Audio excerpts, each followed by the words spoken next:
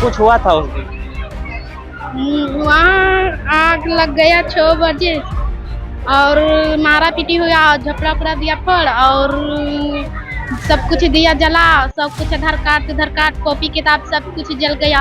अभी तो डरे नहीं, अभी तो कखने की कर देते, अभी कोई ठिकाना है। जब जहाकिन तब शांति रूप है, और जब नहीं रहती तो फिर तो डरे है। सब सपना रह गया, कुछ नहीं बचा मेरा, सब क्या कुछ मांग रहेगा? नहीं, क्या यही मांग रहेगा कि हमको पढ़ाई लिखाई ला पैसा चाहिए और कॉपी किताब ला, और कुछ नहीं। भयावह भी है और ये तो कंफर्म हो गया कि बिहार के अंदर जंगल राज। क्या कोर्ट ने कोई आदेश दिया था कि रात में आकर के 110 फायरिंग करना है, आग लगा देना, उनको बेघर कर देना है? जहां किसी व्यक्ति के द्वारा हमारे गरीबों के, शोषित दलित वंचितों का घर जलाया जाए और सरकार में दर्शक बनी रहे, इससे बड़ा शर्मिंदा हम बिहारियों को।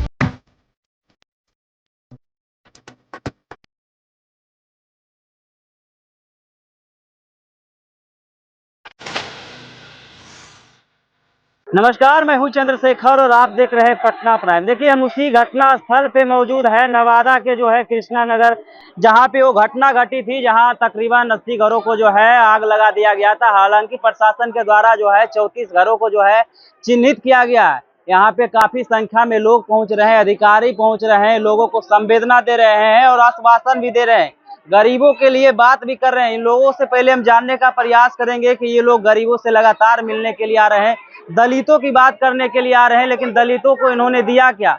और साथ ही साथ जिस प्रकार से जीतन राम मांझी का बयान आया है, उन मुद्दों पे भी हम इनसे पहले बात करते हैं। क्या कुछ हुआ था उस दिन? वहाँ आग लग गया 6 बजे और मारा पीटी हुआ, झपड़ा उपड़ा दिया फोड़ और सब कुछ दिया जला, सब कुछ आधार कार्ड कॉपी किताब सब कुछ जल गया। पासबुक कुछ नहीं मेरा पास, और क्या चीज से हम करेंगे, फार्म क्या चीज से भर पाएंगे? किताब उताब जलाया गया, मतलब पढ़ती भी हो? हाँ, 10वीं पढ़ते हैं। 10वीं पढ़ती हो? हाँ। मुख्यमंत्री महिलाओं की बात करते हैं, कन्याओं की बात करते हैं, अब क्या होगा, कैसे आगे की पढ़ाई होगी? आगे की पढ़ाई हमको नहीं पता। 10वीं में पढ़ती थी? हाँ। और कौन पढ़ते थे घर में? और हमको घर में कोई नहीं पढ़ता, मामू पढ़ा है, वो इंटर कर लिया, अभी यहाँ पास नहीं है। अच्छा। और हम पढ़ते हैं, और छोटा छोटा भाई बहन है तो वो लोग अभी नहीं पढ़ते। मतलब इस बस्ती से तुम सिर्फ पढ़ने के लिए जाती थी? हाँ हाँ, हम अकेले जाते हैं नवादा प्रोजेक्ट में। नवादा प्रोजेक्ट विद्यालय में जब घर से निकलते थे, लोग क्या कहते होंगे? लोग क्या कहेंगे, हमको बोल के कहेंगे। वो लोग अपने बोलेगा कि गांव के एक ही बेटी है जो पढ़ रही है और हमको पढ़ लिख कर आगे बढ़ना है, बस हमको यही एक सपना। गांव के लोगों को जो है तुमसे उम्मीद था? हाँ, हमको मम्मी पापा के बस एक ही सपना है कि वो पढ़ लिख कर अच्छा अपना पैर पर खड़ा होवे और अच्छे काम करे और गलत रास्ते पर मत करे। मतलब पढ़ाई के साथ साथ काम भी होता था कि काम के साथ साथ पढ़ाई होता था? पढ़ाई होता है 10 बजे से लेके 12 बजे तक, उसका बाद कंप्यूटर चलाया जाता है। कंप्यूटर? हाँ। काम भी करती हो? नहीं, खाली पढ़ाई करते हैं, कंप्यूटर से करते हैं और खेती करते हैं। खेती भी करती है? हाँ। जब गांव से निकलती होगी पढ़ने के लिए, लोग से उम्मीद था कि मतलब कुछ आगे जाकर अच्छा करोगे, लेकिन सब सपना जो है सपना रह गया ना? हाँ, सब सपना रह गया, कुछ नहीं बचा मेरा, सब लूट गया। क्या कुछ मांग रहेगा? नहीं, क्या यही मांग रहेगा कि हमको पढ़ाई लिखाई ला पैसा चाहिए और कॉपी किताब ला, और कुछ नहीं। जो लोग दलित बस्ती से पढ़ने के लिए नहीं जाती है, कहीं ना कहीं प्रेरणादायक हो, उन लोगों को भी सीखने को मिलेगा। हाँ। जीतन राम मांझी कहे थे कि हम जो है 5 डिसमिल जमीन देंगे, वहाँ पे घर बनवाएंगे, कुछ मिला कि नहीं मिला? नहीं, अभी कुछ नहीं मिला। हाँ? अभी कुछ नहीं मिला, मिलेगा तो कहेगा सर। उम्मीद नहीं मिलेगा? हाँ, मिले को मैं तो कहे। डर लगा हुआ रहता है कि चैन से एकदम जी रहे हैं? हाँ, चैन से जी रहा है। हाँ? डर तो लगबे करे सर, अभी तो डरे नहीं, अभी तो कखने की कर देते, अभी कोई ठिकाना है। जब जहाकिन तब शांति रूप है, और जब नहीं रहती तो फिर तो डरे है, तो नहीं डर है। नहीं, कोई नहीं सहीता, डरे नहीं। भयावह भी है और ये तो कंफर्म हो गया कि बिहार के अंदर जंगल राज है। यहाँ पर शासन नहीं है, या अनुशासन भी नहीं है, यहाँ पे कुशासन है। और ये जंगल राज एक दिन में नहीं है, कई दिनों से देखने को मिल रहा है। जहाँ मुजफ्फरपुर में जो आपके देखा कि किसी दलित बच्चे के सामने बलात्कार किया गया और वहाँ पे अपराधियों को बचाने के लिए तमाम तरह के षड्यंत्र रचे गए। ऐसे ही मधुबनी में 2 घटनाएं घटी, ऐसे गया के अंदर घटना घटी, ऐसे नालंदा के अंदर नायरा जो है वो बच्ची है, उसके साथ में जो भी हुआ उसको लेकर के सरकार अभी संज्ञान नहीं ले रही है, पूरी तरह गंभीर दिखाई नहीं पड़ रही है। और उसके बाद देखिए ये बड़ी घटना घटी और इसको देख के ये लग रहा है कि पूरे देश के अंदर ऐसा फील कर रहे हैं लोग कि क्या बिहार में 1990 का दौर वापस आ गया, कि जिस तरह से आदिवासियों को, दलितों को मारा गया, काटा गया, वो दौर फिर से दिखाई पड़ रहा है। किस तरह से यहाँ 100-150 राउंड फायरिंग करी गई, दहशत बनाया गया, वहां पर मकान जलाए गए, तबाह किया गया, लोगों को बेघर किया गया। इसके मतलब साफ है कि अपराधी अपराधी होता है और जो लोग भी अपराधियों की जांच से देखते हैं तो बहुजन समाज पार्टी उसका खंडन करती है, उसकी निंदा करती है। अपराधियों को जांच नहीं होती है। अपराधी अगर किसी पार्टी का कार्यकर्ता भी होता है, आपको याद होगा उत्तर प्रदेश के अंदर माननीय बहन कुमारी मायावती जी मुख्यमंत्री थी और बहुजन समाज पार्टी के वरिष्ठ नेता, उन पर एक आरोप लगा, उन्होंने गरीबों के मकान को गिरा दिया था। तो माननीय बहन जी ने ऐसे लोगों को अपने घर में बुलाकर अरेस्ट कराने का काम किया।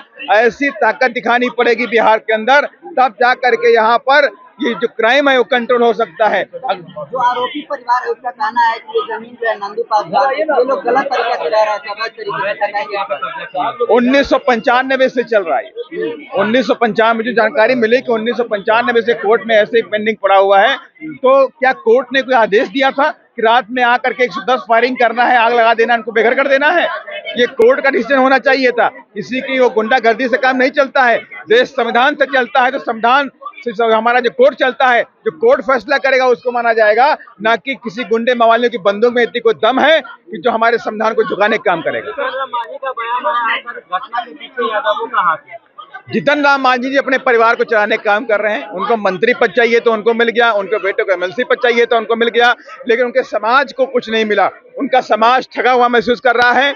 आज भी देखिए इस छोटी छोटी झोपड़ियों में उनका समाज रहता है, तो ये तो उनके लिए शर्म की बात है कि उनको आना चाहिए था और यहीं पे बैठना चाहिए था और देश के प्रधानमंत्री जी से बोलना चाहिए था कि इस घटना की सीबीआई जांच होनी चाहिए और जो बड़े से बड़े सफेद जो नकाब पोस्ट लोग हैं, जो पर्दे के पीछे बैठे हुए हैं, उन पर भी कार्रवाई होनी चाहिए।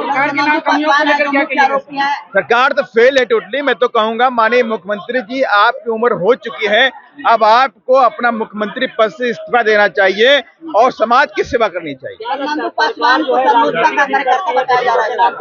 देखिए, मैं किसी का, अगर किसी पार्टी का कार्यकर्ता हो, इवन किसी भी पार्टी का कार्यकर्ता हो, तो उसका जो क्राइम है, आज उसका क्राइम ये कहता है उसे जेल की सलाखों के पीछे रहना है तो रहना पड़ेगा। बिहार में इस तरह की घटना हो, हमारे बुद्ध की धरती पर इस तरह की घटना हो, जहां किसी व्यक्ति के द्वारा हमारे गरीबों के, शोषित दलित वंचितों का घर जलाया जाए और सरकार मुख्य दर्शक बनी रहे, इससे बड़ा शर्मिंदा हम बिहारियों के लिए और इससे बड़ी गाली हम बिहारियों के लिए नहीं। इस मामले में तो दलित पर अत्याचार कर रहा है सर। देखिए, दलित पर अत्याचार कर रहा है ये हम नहीं कहना चाहते।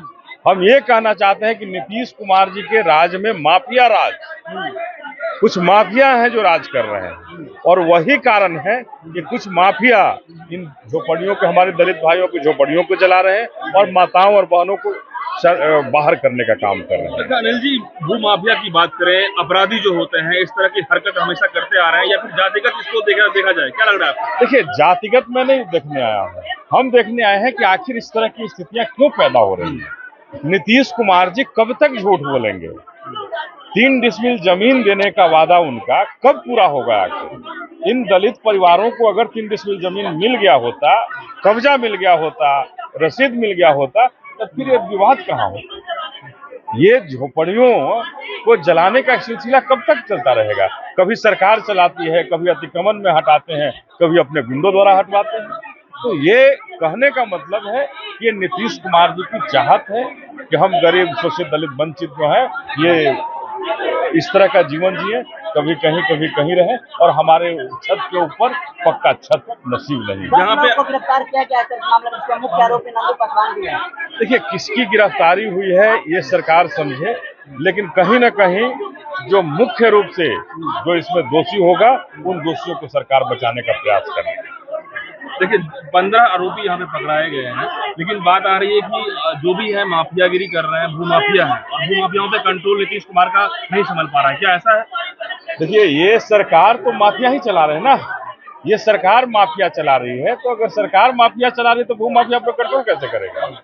माफिया सरकार चला रहा हो और अपने आप पर कंट्रोल कैसे करेगा? ये भूमाफिया की सरकार है और यही कारण है कि भूमाफिया जहां गुंडागर्दी होती है, इतनी गोली चलती है और वहां कोई कार्रवाई नहीं होती। अगर सैकड़ों की संख्या में आते हैं, क्या कर रहा था नीतीश कुमार का इंटेलिजेंस? कहाँ थे नीतीश कुमार के सीआईडी? कहाँ थे नीतीश कुमार के इंटेलिजेंस?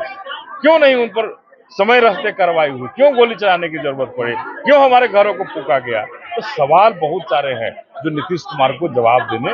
तो आपने सुना, इन लोगों का साफ तौर पे कहना था कि जिस प्रकार से बिहार में आए दिन जो है आपराधिक घटनाएं देखने को मिलती है और खास करके दलितों के साथ, जिस प्रकार से बिहार के तमाम जिलों की बात कर ली जाए तो बिहार में दलितों के साथ जो अत्याचार हो रही है, उस अत्याचार के खिलाफ जो है हमारी लड़ाई रहेगी। और जिस प्रकार से बिहार और उत्तर प्रदेश की बात कर ले तो बहुजनों की बात लगातार मायावती करती आ रही है। और जिस प्रकार से हम लोग यहाँ पहुंचे हैं, हम चाहते हैं कि बिहार के जो दलितों हैं उनको भी इंसाफ मिले और जिनके जिनके घर जला है उनको भी जो है मुआवजा दिया जाए। इस प्रकार की खबरों से लगातार अपडेट कराते रहेंगे। आप देखते रहिए पटना प्राइम।